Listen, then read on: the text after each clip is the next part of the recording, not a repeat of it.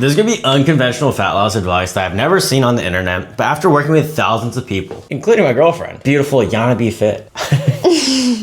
This is very unconventional. It's not for everyone. I understand that completely, and everyone's story is different. Everyone's journey is different. I'm acknowledging that, but this advice can change some people's lives. So when you're in a fat loss journey, everyone always says like, oh, let's just go slow. So when they want to lose fat, they don't want to go slow. It's these ebbs and flows. They'll lose some weight. They'll keep going, and they go slow and steady.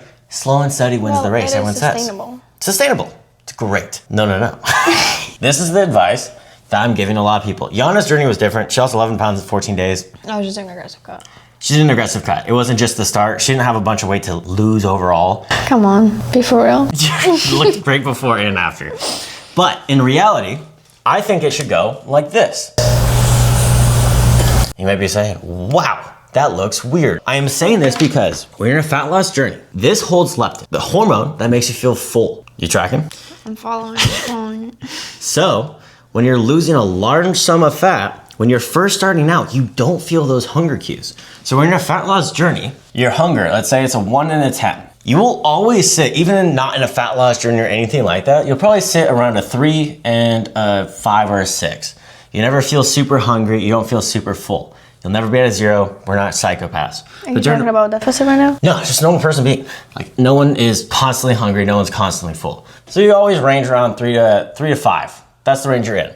But in a fat loss journey, your hunger level should be around probably a 4 and an 8. Never get beyond an 8 because that means you're doing something wrong or if it's not sustainable. You'll binge out, you'll do all those things. The thing is, you have that hunger because you're losing the leptin. You're having a change in your body. But when you first start, you haven't lost a lot of fat. So you can actually push the deficit like crazy because of the fact you're not gonna be hungry. And you might be saying, oh, we'll lose so much muscle. Holy cow, we'll lose so much muscle. She didn't lose any muscle. She kept her strength. She looked incredible. I did with so many of my clients.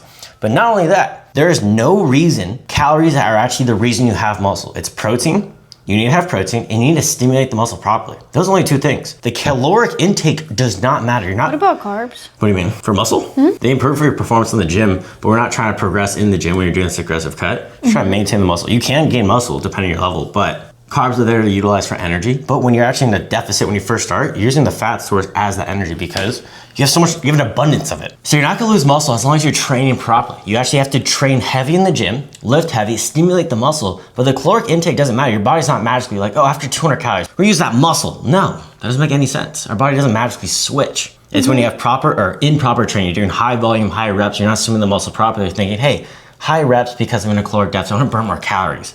No, you need to stimulate the muscle. Your body thinks, hey, I have muscle. I need this muscle. I'm in survival mode. I need to actually stimulate it. It's there for my essential life. If you're not stimulating it and pushing your body to failure or making your lift heavy, you'll lose the muscle. You lift it very heavy. Very heavy. You still do. You look very feminine. I do.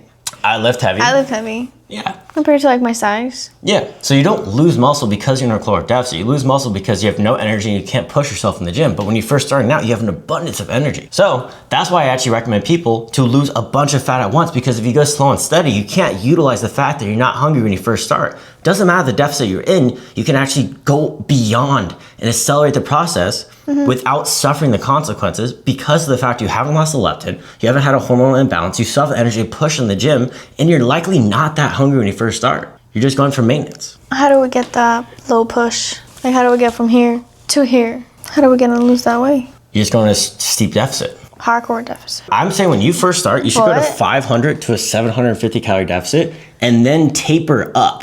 Yeah, but Reverse keep it. the proteins. Keep the protein, keep the essential fats.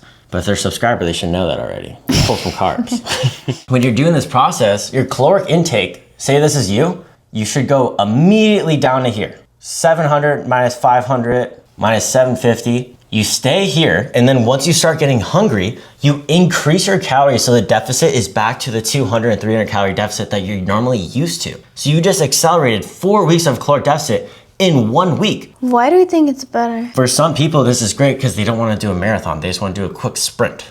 Like in your case, you lost a bunch of weight and you maintained it. You look amazing now. Yeah.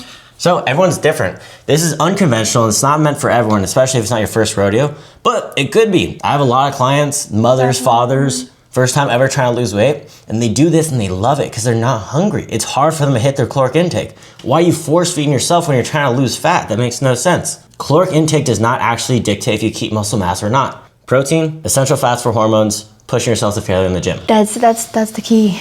That's the key. Yeah, so this is unconventional. Everyone's different, but I think this is really good advice to help. 10,000 steps a day, guys. 10K steps, of course. So funny, we have a game. That's like the best game we ever had. I want to watch this. Yeah, I won. She beat me today. So yes, you should do an aggressive cut when you first start. I know that's unconventional. I know the internet's gonna say, you're breaking your metabolic rate. Not true.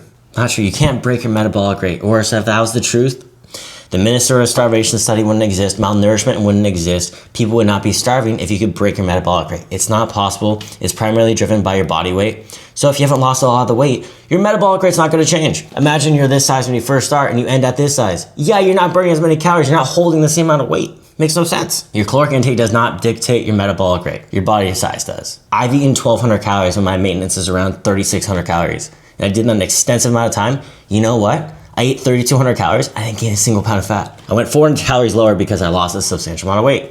Didn't break my metabolic rate. If you go to the Biggest Loser, study all those things, they still have a metabolic rate of around like 3,500 calories. You're not breaking your metabolic rate. You're not breaking your muscle. You're not a broken machine. Try it out and see if you like it. If you don't, it's not meant for you. Go slow and steady. If you're interested in my coaching, apply down below. If you like this video, like and subscribe, and tell you guys you love Yana because I want her more of my content.